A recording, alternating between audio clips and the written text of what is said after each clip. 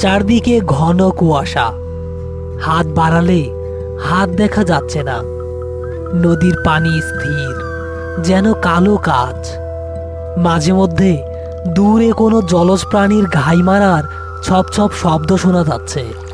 শাহাবুদ্দিন এবং মতি তাদের ছোট্ট ডিঙি নৌকায় বসে জাল ফেলার প্রস্তুতি নিচ্ছে। উস্তাদ, আইজ রাইতে মনে হয় না কপালে মাছ আছে। এই মরাদ হতে কেউ আসে না, আমরা কেনাইলাম। গলা না মামতি, পানিতে শব্দ করতে নাই। তুই নতুন, তাই জানোস না। নদীর কান আছে, মরাদহ মাছের খনি, কিন্তু এইখানে ওরা থাকে। চুপচাপ জাল গোছা, বিসমিল্লা কইয়া ফেলার প্রস্তুতি নে।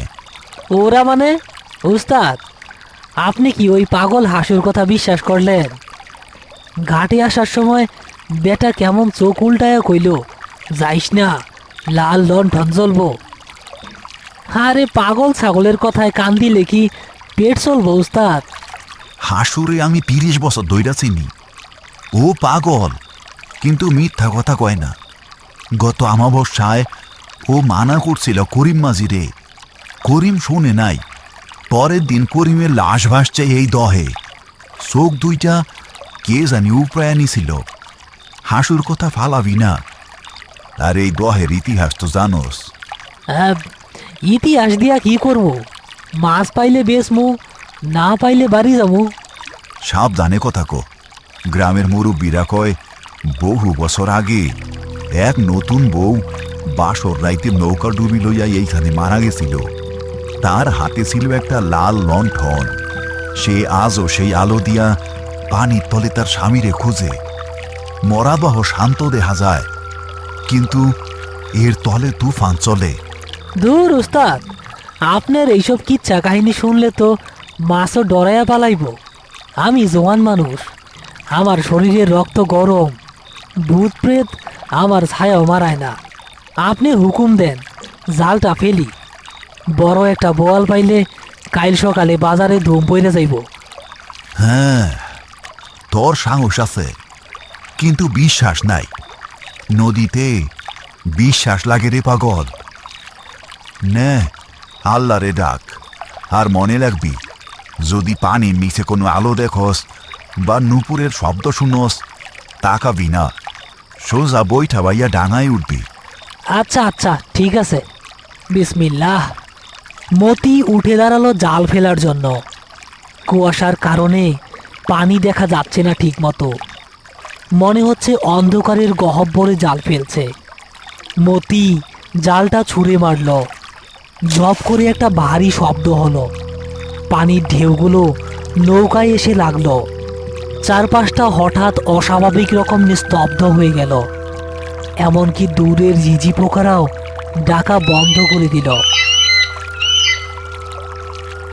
মতি, চুপ। কিছু শুনতে পাইতেছস? কই, কিছু না তো উস্তাদ, শুধু তো পানির শব্দ। আপনি বেশি চিন্তা করতেছেন। বিড়ি ধরাই একটা, শীতটা কমবো। খবরদার, আগুন জ্বালাবি না। আগুন ওদের ডাইকা আনে। জালের দড়ি ধর, মনে হয় সময় হইছে। মতি অনিচ্ছা সত্ত্বেও জালের দড়ি ধরল। শাহাবুদ্দিনও হাত লাগালো। এবার তারা টান দেওয়া শুরু করলো। উস্তাদ, মাশাল্লাহ, মনে হয় পুরা ঝাঁক আটকা পড়ছে। যা ভারী লাগতাছে, আইস কপাল খুইলা গেছে আমাগো। আস্তে টান, এত ভারী তো হওয়ার কথা না। বোয়াল মাছ লাফালাফি করে, কিন্তু এইটা তো নড়ে না। মনে হইতেছে জালের নিচে বিশাল কোনো পাথর আটকায় আছে, নাকি অন্য কিছু। শাহাবুদ্দিন লক্ষ্য করল পানির রং কালো থেকে আস্তে আস্তে কালচে লাল হচ্ছে। জালের দড়িটা যেন কেউ নিচ থেকে উল্টো দিকে টানছে। উস্তাদ, বড় কিছু আটকা পড়ছে। রুই বা কাতলা হইব নিশ্চিত, টান দেন। এত ভারী তো মাছ হয় না রে। আস্তে টান দে, সাবধান। তারা দুজনে মিলে প্রাণপণে জাল টেনে নৌকায় তুলল। জালের ভেতর মাছ নেই, কাদা মাখানো পিতলের তৈরি একটা পুরনো আমলের লণ্ঠন। দেখতে অদ্ভুত, লণ্ঠনের কাঁচটা লাল রঙের। দূর, এত কষ্ট কইরা এইটা কি উঠলো? একটা ভাঙ্গা হ্যারিকেন। মতি লণ্ঠনটা হাতে নিয়ে কাদা মুছতেই চমকে উঠল। লণ্ঠনের ভেতরে তেল নেই, সলতেও নেই, তবু কাচের ভেতর দপ করে একটা লাল আলো জ্বলে উঠল। উস্তাদ, দেখেন, তেল ছাড়া বাতি জ্বলতাছে। এইটা তো সাধারণ জিনিস না, বাজারে বেচলে মেলা টেকা পামু। মতি, ফালাইয়া দে, এখন এই পানিতে ফালাইয়া দে। ওইটা লাল লণ্ঠন, ওইটা মৃত্যুর পরোয়ানা। ওইটা নৌকায় রাখা মানে শয়তান রে ডাইকা আনা। শাহাবুদ্দিনের অভিজ্ঞ চোখ ভুল করেনি। লণ্ঠনটা জ্বলে ওঠার সাথে সাথে নদীর শান্ত পানি হঠাৎ অস্থির হতে শুরু করল। বাতাসের বেগ বেড়ে গেল, আর কুয়াশার ভেতর থেকে নারী কণ্ঠের গুনগুন কান্নার সুর ভেসে আসতে শুরু করলো। না উস্তাদ, আমি ফালাবো না। সারা জীবন মাছ মাইরা কি করলাম? এইটা আমার কপাল খুলবো। আপনার বয়স হইছে, তাই ভয় পান। হঠাৎ লণ্ঠনের লাল আলোটা তীব্র হতে শুরু করলো। নৌকার চারপাশে পানির নিচ থেকে বুদবুদ উঠতে লাগলো, যেন পানি ফুটছে। মতি, তুই আমার কথা শোন, লোভে পড়িস না।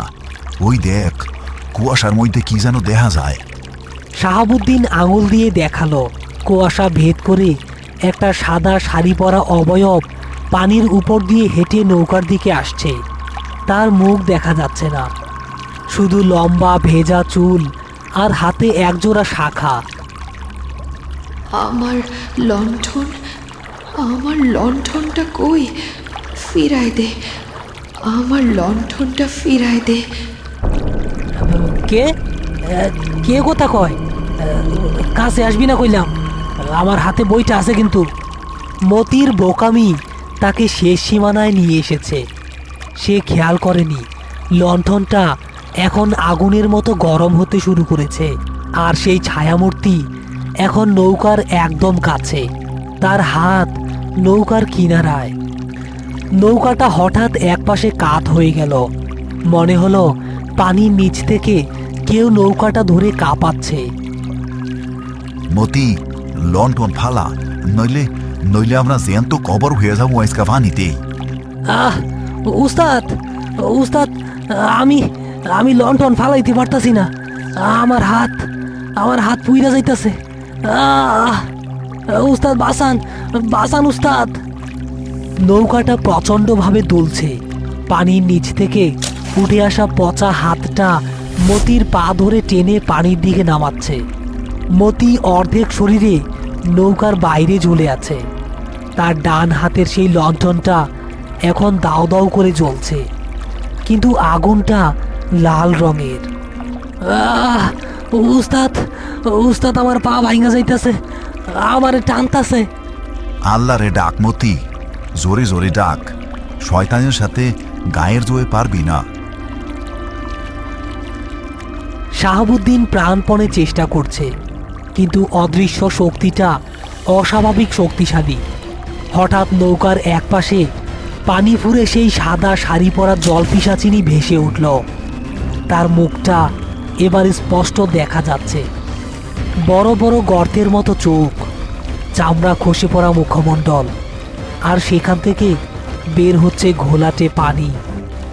আমার বাসর সজ্জার আলো তুই চুরি করেছিস, এবার তোর জীবন দিয়ে এই ঋণ শোধ কর।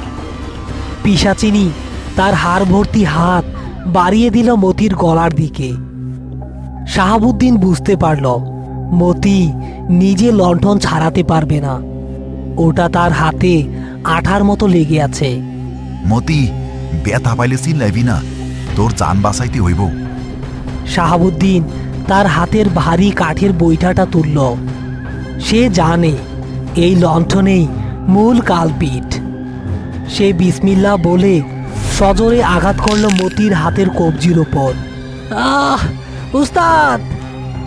বৈঠার বাড়ি খেয়ে মতির হাত অবশ হয়ে গেল, আর লণ্ঠনটা হাত থেকে ছুটে গিয়ে ছিটকে পড়ল পিশাচিনীর দিকে। লণ্ঠনটা বাতাসে ভেসে যেন চম্বুকের মতো পিশাচিনীর হাতে গিয়ে পড়ল। লণ্ঠনটা হাতে পাওয়া মাত্রই পিশাচিনীর ভয়ঙ্কর মুখটা মুহূর্তের জন্য শান্ত হয়ে গেল। সে লণ্ঠনটা বুকের কাছে জড়িয়ে ধরল। ফিরে পেয়েছি আমার লণ্ঠন, আমি ফিরে পেয়েছি। এবার পিশাচিনীটা ধীরে ধীরে পানির নিচে তলিয়ে যেতে লাগলো। সাথে সাথে মতির পা ছেড়ে দিল পানির নিচের সেই অদৃশ্য হাত। মতি ধপাস করে নৌকার পাটাতনে গড়িয়ে পড়ল। শাহাবুদ্দিন কোনো মতে নৌকা চালিয়ে ঘাটে এসে ভিড়ল। মতি নৌকার পাটাতনে অজ্ঞান হয়ে পড়ে আছে। তার ডান হাতটা কয়লার মতো কালো হয়ে গেছে, যেন আগুনে পুড়ে গেছে। ঘাটে বসে আছে পাগলা হাসু। সে নদীর দিকে তাকিয়ে খিলখিল করে হাসছে। কি গো শাহাবুদ্দিন, কইছিলাম না মরা দহে নতুন বউ সাজে, লাল বাতি জ্বালাইয়া বরের অপেক্ষা করে। পোলাডার কপাল ভালো, জানটা রাইখা হাতটা নিছে। চুপ করলা সুভাই, পোলাটা মইরা যাইব। জলদি কবিদাস ডাকো। শাহাবুদ্দিন জানে মতি বেঁচে ফিরলেও সে আর কোনোদিন আগের মতি থাকবে না। পিশাচিনীর স্পর্শ যার গায়ে লাগে তার রক্তে আজীবন ভয় মিশে থাকে।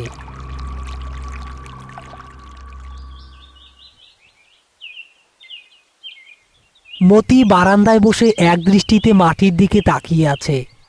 তার ডান হাতটা সাদা কাপড়ে পেঁচানো। সে এখন আর কথা বলে না, সারাদিন চুপচাপ বসে থাকে। শাহাবুদ্দিন পাশে বসে তামাক সাজাচ্ছে। মতি, কালকে তো পূর্ণিমা, নদীতে যাবি? নতুন জাল কিনছি। মতি ধীরে ধীরে মাথা তুলল। তার চোখের নিচে গভীর কালির দাগ।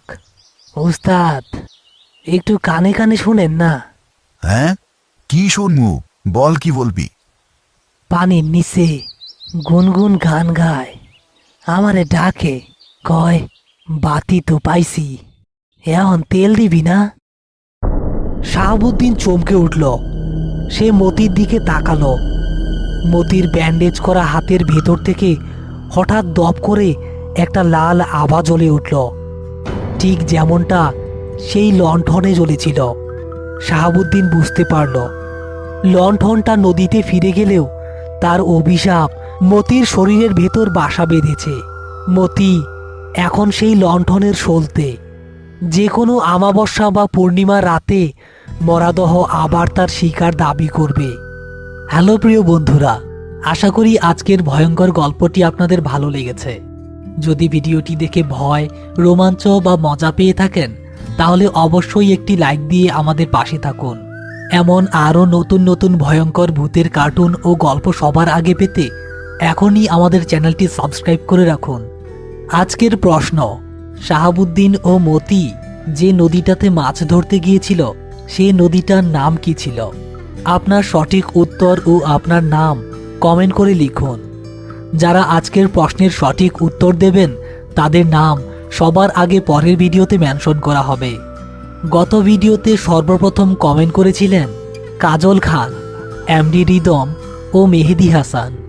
আর গত সপ্তাহের ভিডিওতে বলা প্রশ্নের যারা সঠিক উত্তর দিয়েছিলেন তারা হলেন জাকিয়া, হালিমা, আদি, চন্দনা, রাত্রি, নাইম, শিশির, মহিমা, তামান্না ইসলাম, রিক, নাইমা, মেহবুব, তাবাসসুম, হাজেরা আক্তার, রাব্বি হাসান, মিস শাপলা খাতুন, জাকিয়া, তানিয়া, মারিয়া ইসলাম, নূর আলম, হান্নান মল্লিক, সৌরভ মিয়া, আসিফ, সৌমজিৎ, রাকিব হোসেন, খাদিজা, হাফেজ মোহাম্মদ আরাফাত হোসেন, রিয়াজুল মণ্ডল, মোহাম্মদ শামীম হোসেন, জাহাঙ্গীর আলম, তানহা আক্তার, মরিয়ম, রুহি, জাকারিয়া নেত্রকোনা থেকে, সুমাইয়া, মহিমা, মুসা, মুস্তাকিম, রুহান, রিদওয়ান, নাভা, মোহাম্মদ দিদার আলী, শান্ত গৌস্বামী, মোহাম্মদ দিদার আলী সাগর, চট্টগ্রাম সীতাকুণ্ড, সুমাইয়া, মরিয়ম, রিয়াজুল মণ্ডল সহ আরও অনেকেই। আপনাদের ভালোবাসা ও সাপোর্ট আমাদের আরও ভয়ঙ্কর ও আরও ভালো গল্প বানাতে উৎসাহ দেয়। সবাই ভালো থাকবেন। আবার দেখা হবে আগামী শুক্রবারে ভয়ঙ্কর কোনো গল্পে।